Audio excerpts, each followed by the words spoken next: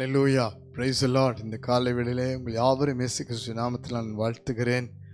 தேவனுடைய வார்த்தை ஆசீர்வாதம் மன்னா மூலமாக உங்களை சந்திப்பதில் மிகுந்த மகிழ்ச்சி அடைகிறேன். கர்த்தர் நம்மை நேசிக்கிறபடினால் ஒவ்வொரு நாளும் தம்முடைய வார்த்தையை கொண்டு நம்மை ஆசீர்வதிக்கிறார். நிச்சயமாக ஒவ்வொரு நாளும் நீங்களும் ஆசீர்வதிக்கப்பட்டு வருகிறீர்கள் என்பதை நான் விசுவாசித்து ஆண்டவருக்கு நன்றி செலுத்துகிறேன். இந்த காலை வேளையில் கூட நம்முடைய சூழ்நிலையின் மத்தியிலும் கர்த்தர் நமக்காக ஒரு வாக்குத்தத்தத்தை பேசி நம்மை ஆசீர்வதிக்கிறார். சங்கீதங்களின் புஸ்தகம் 18ஆம் சங்கீதம் 32ஆம் வசனத்தை வாசித்து பாருங்கள். என்னை பலத்தால் இடைக்கட்டி என் வழியை செவைப்படுத்துகிறவர் தேவனே. அல்லேலூயா, அல்லேலூயா. நம்மை பலத்தால் இடைக்கட்டுகிற தேவன் ஒருவர் இருக்கிறார். ஆமென் சொல்லலாமா?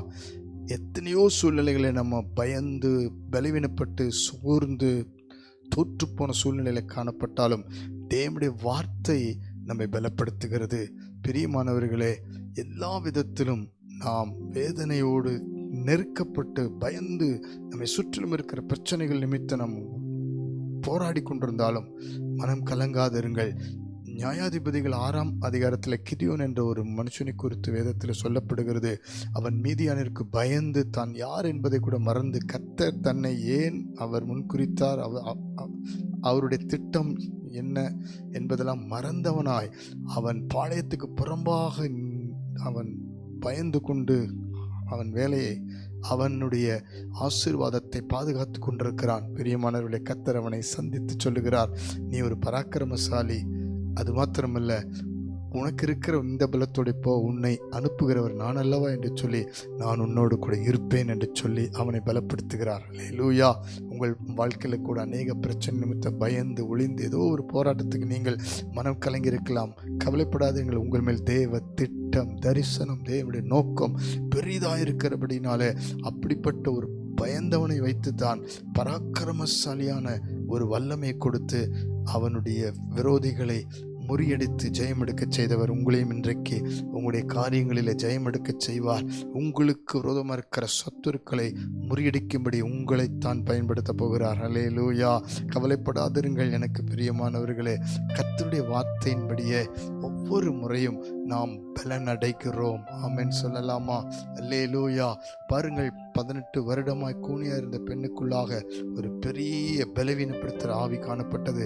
ஆனால் இயேசு கிறிஸ்து தமது கரத்தை வைத்த உடனே அந்த பலவீன ஆவி வெளியேறினது. கர்த்தர் அவள் வாழ்க்கையை புதுப்பித்து பலத்தால் இடைக்கட்டினார். ஆமென், அல்லேலூயா. பிரியமானவர்களே, அப்போஸ்தலனாகிய பவுல் குறித்து வேதம் சொல்லுகிறது, அவர் 3 முறை தேவனிடத்தில் வேண்டிக் கொண்டாராம். அந்த வேண்டிக் கொண்டதின் நோக்கம் என்ன? ஆண்டவரே, இப்படிப்பட்ட ஒரு பலவீனம் என்று சொல்லி அந்த பலவீனத்தை குறித்து வேண்டிக் கொண்டிருக்கிறார். ஆனால் வேதம் சொல்லுகிறது, ஆண்டவர் சொல்லுகிறார், என் கிருபை உனக்கு போதும், உன் பலவீனத்தில் பலம் பூர்ணமாய் விளங்கும் என்று. கிருபையின் பலன், வார்த்தையின் பலன், கரத்தின் பலன். எனக்கு பிரியமானவர்களே, சோர்ந்து போகாதிருங்கள். இந்த வேளையில் நாம் ஜெபிக்க போகிறோம். உங்கள் வாழ்க்கையில் என்னென்ன பாதிப்பு, என்னென்ன பலவீனம், என்னென்ன துக்கம், என்னென்ன தோல்வி, எந்த பிரச்சனை இருந்தாலும் உங்கள் ஆத்துமாவில் அவர் பலன் தருவார். சோர்ந்து போகிறவனுக்கு பலனும் சத்துவம் இல்லாதவனுக்கு சத்துவத்தையும் பெருகப்படும். ஆனால் நம்முடைய வாழ்க்கையை கர்த்தர் செவ்வைப்படுத்தும்படி ஒப்புக் கொடுப்போம். நம்முடைய வாழ்க்கையை ஒப்புக் கொடுப்போம். நம்முடைய பாதைகளை ஒப்புக் கொடுப்போம். இப்பொழுது ஜெபிக்க போகிறோம்.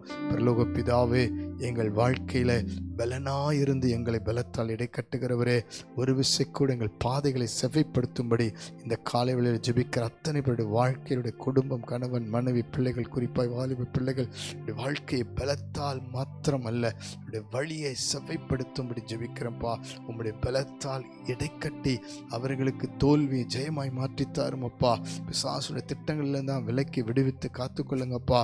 ஆண்டவே, இந்த நிமிஷம் வரைக்கும் இவர்கள் பயந்திருக்கிற காரியம், போராடி கொண்டிருக்கிற காரியங்கள், தோல்வியுற்று இருக்கிற காரியங்கள், எந்தெந்த பிரச்சனையில் மனக்கலங்கி இருக்கிற காரியம் எல்லாத்திலையும் விடுதலை ஆக்கி இவர்களை கொண்டு அந்த காரியத்தில் ஒரு ஜெயத்தை கட்டளையிடும்படி ஜெபிக்கிறப்பா. அந்த காரியத்தின் மேலே, அந்த சத்துருக்கள் மேலே ஒரு ஜெயம் கொடுக்கும்படி ஜெபிக்கிறப்பா. இயேசுவின் நாமத்தினால ஜெபிக்கிறப்பா. எல்லா கூணான பலவீனம், பிசாசு கொண்டு வந்திருக்கிற எல்லா பலவீனத்தின் நடுவிலும் உம்முடைய பலம் இறங்கி விடுவிக்கட்டும் என்று ஜெபிக்கிறேன். இயேசுவின் நாமத்தில் ஜெபிக்க முடியாமல் ஆண்டவருக்கு வைராக்கியமாய் ஆண்டவரே ஜீவிக்க முடியாமல், ஊழியம் செய்ய முடியாமல் பலவீனப்படுத்தப்பட்ட நிலைமையில் இருக்கிற ஒவ்வொருவர் இப்பொழுது பலத்தால் இடைக்கட்டும்படி ஜெபிக்கிறப்பா. பாவ வழிகளை செவ்வைப்படுத்தும், போராட்டங்கள், பிரச்சனைகள், அவிசுவாசங்கள், பின்மாற்ற வழிகளை செவ்வைப்படுத்தும்படி இப்பொழுது ஒவ்வொருடைய வாழ்க்கையை தொடும்படி ஜெபிக்கிறோம். ஆண்டவரே, உம்முடைய கிருபையின் பலன் ஒவ்வொருவரை தாங்கட்டும். இயேசுவின் நாமத்தில் தாழ்மையோடு அர்ப்பணித்து ஜெபிக்கிறோம். உம்முடைய கரம் கூட இருப்பதற்காக, அந்த கரத்தின் பலன் இப்பொழுது ஒவ்வொருவரையும் தொடுகிறதற்காக நன்றி. வியாதி படுக்கை மாறுவதற்காக நன்றி. இயேசுவின் நாமத்தினால் இப்பொழுதே கை கால்களில் உச்சம் தலைந்து உள்ளங்கால் வரை ஒரு புது பலன் இறங்கி விடுவிப்பதற்காக நன்றி. விசுவாசத்தோடு இப்பொழுது சுகத்தை, பலத்தை பெற்றுக்கொள்ளும்படி ஜெபிக்கிறேன். கர்த்தர் பலப்படுத்தி ஆசீர்வதியும். இயேசு கிறிஸ்துவின் நாமத்தில் தாழ்மையோடு அர்ப்பணித்து ஜெபிக்கிறோம் ஜீவனுள்ள நல்ல பிதாவே. Amen, amen, amen. God bless you. கர்த்தர் உங்களை இன்று முதல் பலத்தால் இடை கட்டுவார். உங்கள் வழிகளை ஒப்புக்கொடுங்கள், அவரே செவ்வைப்படுத்துவார். ஆமென்.